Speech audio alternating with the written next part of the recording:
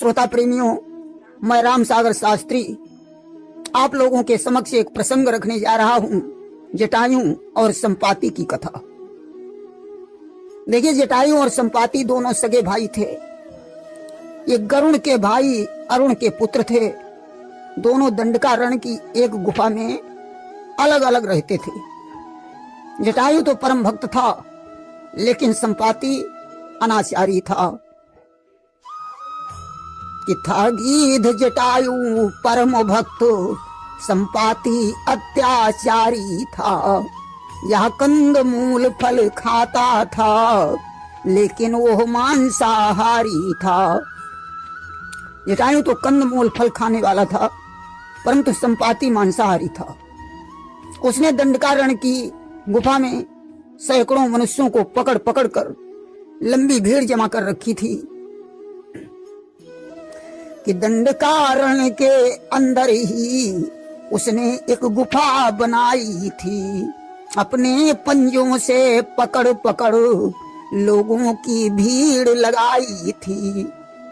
वह अपने पंजों में दबा दबा कर लोगों को लेकर उड़ जाता था और गुफा में बंद कर देता था। एक दिन की बात है, संपाति कदम्ब ऋषि को उठा ले गया। ऋषि कदम्ब को एक दिन उठा ले गया नीच। बोला, मेरे हाथ से आई तेरी नीच। कदम्ब को उसने गुफा में बंद करके कहा, दुष्ट, आज तू मेरे हाथों मारा जाएगा। मैं तुझे तड़पा तड़पा कर मारूंगा और इसके बाद तेरा ही मांस खाऊंगा। इसने कदम्ब को मार मार अधमरा उन्हें कर डाला है। जिसका राघव रखवाला है, तो कौन मारने वाला है। कदम्ब को मार मार कर इसने अधमरा कर दिया, परंतु जिसका रक्षक भगवान हो, उसे कौन मार सकता है। अस्त हुआ क्या, उसी समय जटायु आ गया और संपाति से कहने लगा, अरे भैया, ये क्या कर रहे हो। तभी जटायु ने कहा, रहने दो हे तात, दया करो ऋषिराज पर, ठीक नहीं है बात।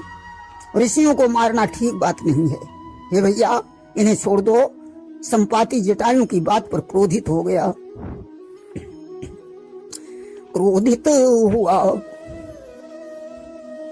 क्रोधित संपाति हुआ, सुन दया का नाम। उन दोनों में छिड़ गया महाघोर संग्राम। संपाति निर्दयी था, उसने जटायु पर आक्रमण कर दिया। दोनों के बीच घमासान युद्ध होने लगा।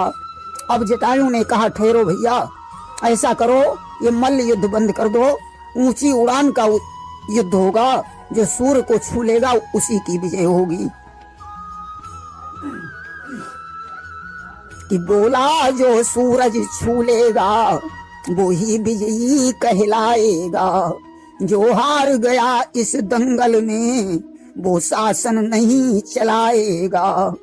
अगर इस युद्ध में तुम हार गए, तो जितने प्राणी तुमने इस गुफा में बंद किए हैं, उन सभी को छोड़ दिया जाएगा और शासन मेरा चलेगा। संपाति ने इस शर्त को स्वीकार कर लिया। ऊंची उड़ान भरी, सूर्य को छूने की कोशिश की। अस्त हुआ क्या कि सूर्य तेज से जल गए। उसके दोनों पंख आसमान से गिर पड़ा वो योद्धा निशंक। उसके दोनों पंख जल गए, आसमान से नीचे गिर गया। कि उस महादौड़ में भाई ने भाई का बाजू तोड़ दिया। फिर द्वार गुफा का खोल खाल, सारे लोगों को छोड़ दिया। संपाति की जब ऐसी हालत हो गई, तो जटायु को मौका मिल गया।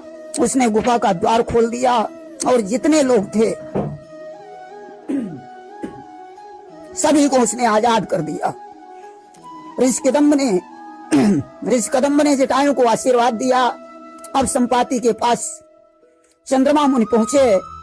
उन्हें उसके ऊपर दया आई और उन्होंने जड़ी बूटियों द्वारा निर्मित कर औषधि का लेप किया और अनेक प्रकार से ज्ञान दिया।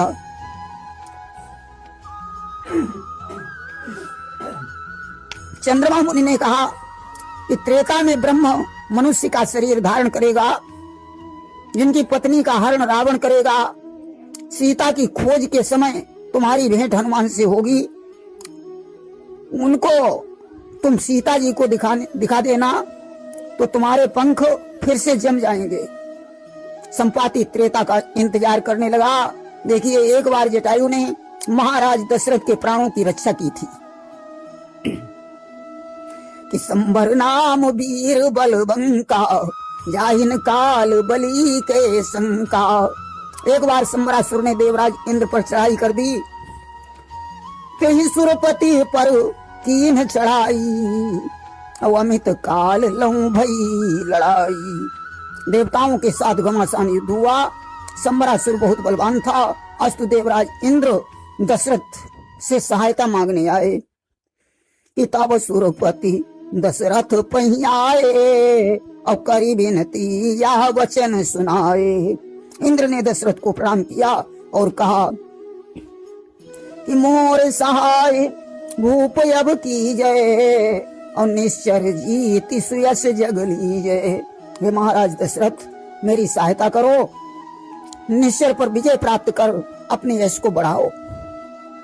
आज दशरथ कैकेयी के सहित युद्ध करने के लिए चले। तब दशरथ कैकेयी समेता, तत्क्षण चले युद्ध के हेता। संबरासुर से घमासान युद्ध हुआ और जीतिन जाई अजय असुराई, हारे नृप करी विविध लड़ाई। महाराज दशरथ उसके साथ युद्ध करते करते थक गए। अस्तु संबरासुर के प्रहारों से महाराज दशरथ घायल हो गए कि संभर ने पहले घायल कर, रथ सहित भूप को फेंक दिया। यह दृश्य जटायु ने देखा, पंखों पर रथ को रोक लिया। संबरासुर ने दशरथ को रथ के सहित उठाकर फेंक दिया। सज्जनों, जटायु ये सब करिश्मा देख रहा था। उसने तत्काल पंखों पर रथ को संभाल लिया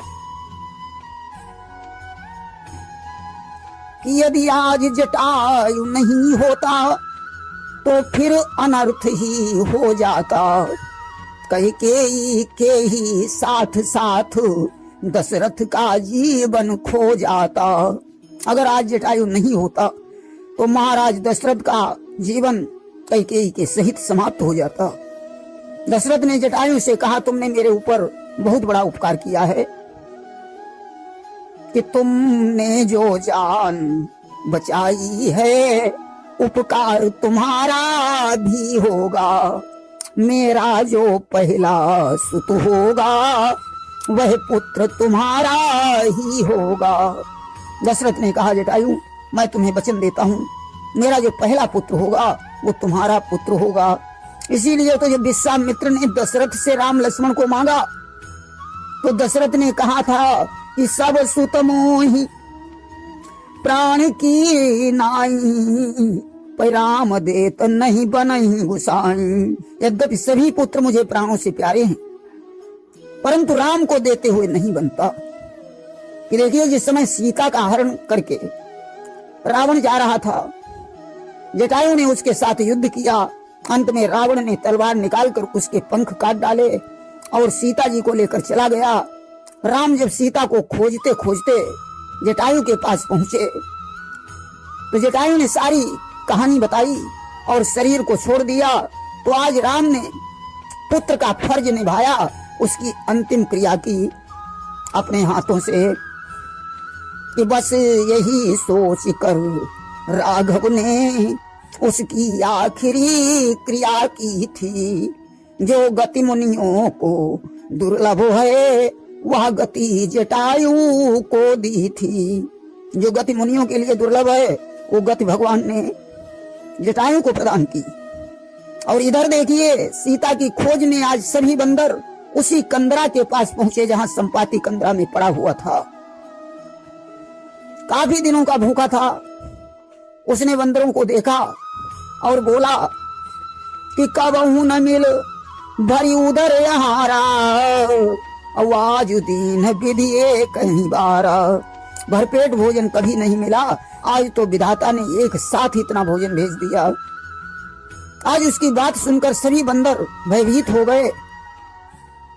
अंगद ने आज एक बात कही कि का अंगद विचारी मन माही कि धन्य जटायु सम को नाही।